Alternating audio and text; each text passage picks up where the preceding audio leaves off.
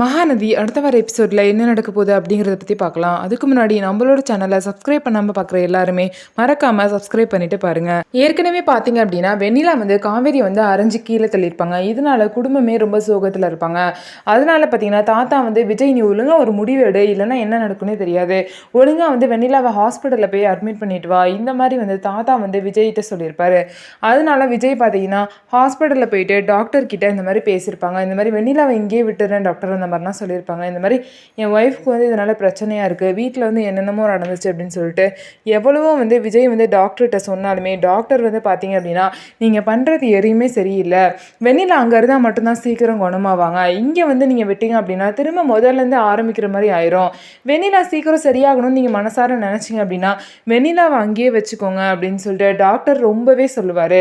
வேணும்னா உங்கள் ஒய்ஃப் கிட்ட வேணால் நான் பேசுகிறேன், அந்த மாதிரி அந்த அளவுக்கு இறங்கி டாக்டர் சொல்லுவார். இதனால் பார்த்தீங்கன்னா விஜய் வேறு வழி இல்லாமல் வந்துடுவார்.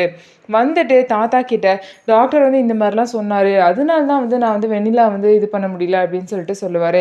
தாத்தா ஏதோ அப்படின்னு சொல்லிட்டு புரிஞ்சுக்குவார். அதுக்கப்புறம் காவேரி கிட்ட நைட் விஜய் பேசுவார். இந்த மாதிரி நான் டாக்டர் கிட்ட போய் பேசினேன், ஆனால் டாக்டர் இந்த மாதிரிலாம் சொன்னாங்க, அதனால வெண்ணிலா சரியாகிற வரைக்கும் கொஞ்சம் பொறுத்துக்கு காவேரி, அந்த மாதிரி விஜய் காவேரி கிட்ட சொல்கிறாரு.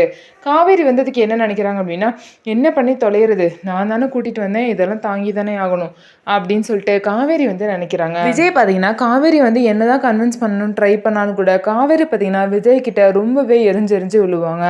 விஜய் கிட்ட ஒழுங்காக பேசாமல் டிவோர்ஸ் அது இது அப்படின்னு சொல்லிட்டு நான் வீட்டை விட்டு போக போகிறேன், அப்புறம் என்ன, இந்த மாதிரிலாம் பேசி விஜயை ரொம்பவே டென்ஷன் பண்ணிடுவாங்க. அதனால விஜயும் கோச்சிக்கிட்டு வீட்டிலேருந்து போயிடுவார். விஜய் வீட்டுக்கு வந்ததும் தாத்தா பேசுவார். தாத்தா கிட்ட இந்த மாதிரி டாக்டர் சொன்ன எல்லா விஷயத்தையும் சொல்லிட்டு இந்த மாதிரி காவேரிக்கும் எனக்கும் கல்யாணம் ஆகி 1 வருஷம் ஆயிடுச்சு தாத்தா, அதனால காவேரி கூட நான் டைம் ஸ்பெண்ட் பண்ண மாட்டேன், வெண்ணிலா வந்ததுலேருந்தே ஒழுங்காக டைம் ஸ்பெண்ட் பண்ணல, அதனால காவேரி என்னோட கல்யாண நாளுக்கு அவரை கூட்டிகிட்டு நான் கொடைக்கானல் போகலான் இருக்கேன் அப்படின்னு சொல்லிட்டு விஜய் தாத்தா கிட்ட சொல்கிறாரு. தாத்தாக்கு இதை கேட்டோன்னே ரொம்பவே சந்தோஷம், இப்போயாவது நீ காவேரியோட மனசை புரிஞ்சு நடந்துக்கிறியே அப்படின்னு சொல்லிட்டு தாத்தாக்கு ரொம்ப சந்தோஷம், தாராளமாக நீ கூட்டிகிட்டு போயிட்டு வா அப்படின்னு சொல்லிட்டு தாத்தாவும் சொல்கிறாங்க.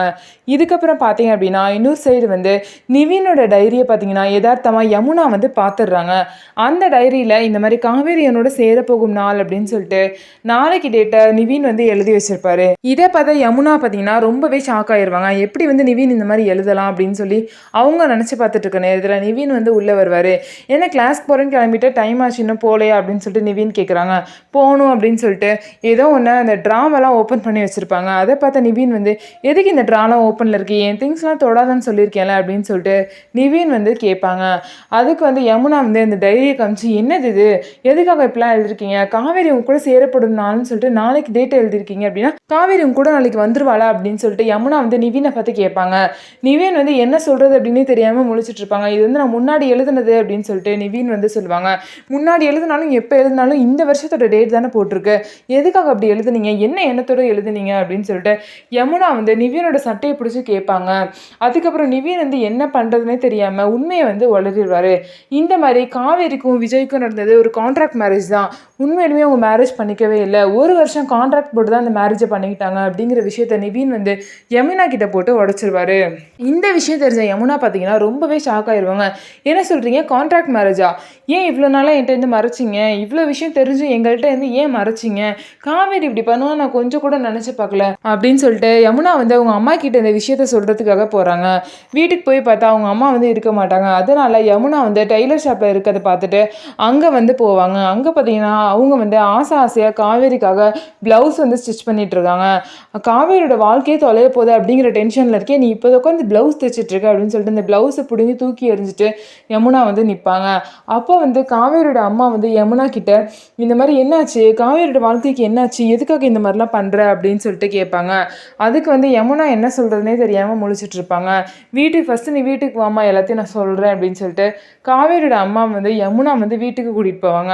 அங்கே பார்த்தீங்கன்னா பாட்டி, கங்கா, குமரன் அப்படின்னு சொல்லிட்டு எல்லாமே இருப்பாங்க. எல்லாத்துக்கிட்டும் யமுனா பார்த்தீங்க அப்படின்னா காவேரி வாழ்க்கையை தொலைச்சிட்டு நிற்கிறாளோ அப்படின்னு சொல்லிட்டு எனக்கு பயமாக இருக்குது அப்படின்னு சொல்லிட்டு யமுனா சொல்லுவாங்க. ஏன் யமுனா ஏன் இப்படிலாம் சொல்கிற, என்ன ஆச்சுன்னு சொல்லு அப்படின்னு சொல்லிட்டு கங்காவும் கேட்பாங்க. அதுக்கப்புறம் பார்த்தீங்கன்னா யமுனா காவேரியும் விஜயும் கான்ட்ராக்ட் மேரேஜ் தான்க்கா பண்ணியிருக்காங்க, அவங்க 2 பேரும் 1 வருஷம் கான்ட்ராக்ட் போட்டு மேரேஜ் பண்ணியிருக்காங்க, அந்த டேட் நாளையோட முடிய போகுது அப்படின்னு சொல்லிட்டு யமுனா எல்லா விஷயத்தையும் வந்து ஃபேமிலிட்ட போட்டு உடைச்சிருவாங்க. இந்த விஷயத்த கேட்ட எல்லாருக்கும் பார்த்தீங்கன்னா ரொம்பவே ஷாக் ஆயிரும். காவேரியோட அம்மா பார்த்தீங்கன்னா என்ன செய்யறதுனே தெரியாம தலையில அடிச்சுக்கிட்டு அழுவாங்க.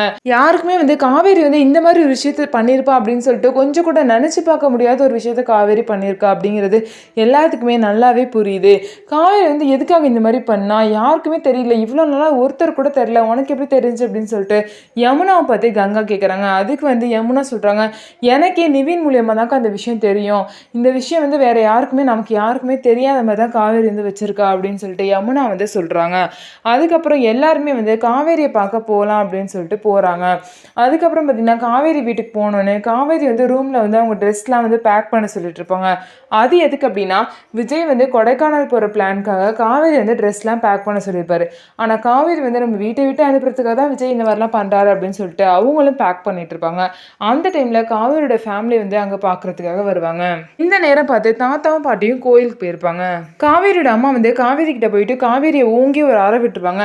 எதுக்காக காவேரி இந்த மாதிரிலாம் பண்ணி வச்சிருக்க, யாரை கேட்டு இந்த மாதிரி விஷயத்தெல்லாம் நீ பண்ண அப்படின்னு சொல்லிட்டு கேட்பாங்க. காவேரிக்கு வந்து ஒன்றுமே புரியாது, என்ன நடந்துச்சுன்னு ஃபர்ஸ்ட் சொல்லுங்க அப்படின்னு சொல்லிட்டு கேட்கவும் எல்லாரும் வந்து காவேரி கிட்ட நீயும் விஜயும் பண்ணது கான்ட்ராக்ட் மேரேஜாமே, இவ்வளோ நாள் வந்து எங்களை ஏமாத்திட்டு இருந்தீங்களா, நீங்கள் 2 பேரும் ஒன்றா இருக்க மாதிரி சந்தோஷமாக இருக்க மாதிரி இங்கே எல்லாரும் ஏமாத்திருக்கீங்களா அப்படின்னு சொல்லிட்டு காவேரியோட அம்மா வந்து காவேரி கிட்ட கேட்பாங்க. இதை கேட்ட காவேரிக்கு பார்த்தீங்கன்னா ரொம்பவே ஷாக் ஆயிரும். இந்த விஷயம் இவங்க எல்லாத்துக்கும் எப்படி தெரிஞ்சிச்சு, எதை வந்து தெரியக்கூடாது அப்படின்னு சொல்லிட்டு இவ்வளோ நாள் மூடி மறைச்சி வச்சுருந்தோமோ அந்த விஷயம் இப்போ தெரிஞ்சிருச்சு அப்படின்னு சொல்லிட்டு காவேரி வந்து நினைப்பாங்க. இதுக்கப்புறம் பார்த்தீங்கன்னா காவேரி வந்து ஒன்றுமே ஆன்சர் பண்ணாமல் நின்றுட்டே இருப்பாங்க. சொல்லி நீ எதுக்காக இப்படி ஒரு விஷயத்த பண்ண, யாரை கேட்டு இந்த மாதிரிலாம் பண்ண அப்படின்னு சொல்லிட்டு கங்காலேருந்து குமரன் வரைக்கும் எல்லாமே கேட்பாங்க. எதுக்குமே வந்து காவேரி வந்து பதில் சொல்லாமல் இப்போ என்ன நான் கான்ட்ராக்ட் மேரேஜாக பண்ணேன், அதனால உங்களுக்கு என்ன பிரச்சனை, என் லைஃப் நான் என்னமோ பண்ணிட்டு போகிறேன், எதுக்காக நீங்கள் எல்லாம் ஃபீல் பண்ணுறீங்க அப்படின்னு சொல்லிட்டு காவேரி வந்து சொல்லுவாங்க. ஆமாம், யமுனா சொன்னது எல்லாமே உண்மைதான், நானும் விஜயும் ஒரு வருஷம் கான்ட்ராக்ட் போட்டு தான் மேரேஜ் பண்ணிக்கிட்டோம் அப்படிங்கிற உண்மையை காவேரியும் சொல்லிடுவாங்க. இப்போ அதனால ஒன்றும் நடக்க போகிறதில்ல, அந்த நாள் வந்து நாளையோட முடியுது, அதனால நான் நாளைக்கே இந்த வீட்டை விட்டு கிளம்ப போகிறேன், அதனால அந்த திங்ஸ்லாம் நான் எடுத்து வச்சிட்ருக்கேன். இப்போ வந்து உங்கள் எல்லாருக்குமே இந்த விஷயம் தெரிஞ்சிருச்சு, அதனால நம்ம குடும்பத்தோடு இப்பயே கிளம்பிடலாம் அப்படின்னு சொல்லிட்டு காவேரி வந்து சொல்கிறாங்க. எதுக்கு காவேரி லூஸ் மாதிரி பேசிகிட்டு இருக்க, என்ன நடந்துச்சுன்னு ஃபஸ்ட்டு எங்கள்கிட்ட சொல்லு அப்படின்னு சொல்லிட்டு கங்கா வந்து கேட்குறாங்க. அதெல்லாம் நான் பொறுமையாக சொல்கிறேன்க்கா, இப்போ எல்லாரும் கிளம்புங்க அப்படின்னு சொல்லிட்டு காவேரி வந்து சொல்கிறாங்க. காவேரி சொல்கிறது கண்டுக்காமல் எல்லாரும் மாற்றி மாற்றி கொஸ்டின் கேட்குறாங்க. இதனால் காவேரி வந்து நீங்கள் எல்லாம் இங்கேயே இருக்கீங்கன்னா இங்கேயே இருங்க, நான் கிளம்புறேன் அப்படின்னு சொல்லிட்டு பேக் எடுத்துகிட்டு கிளம்புறாங்க.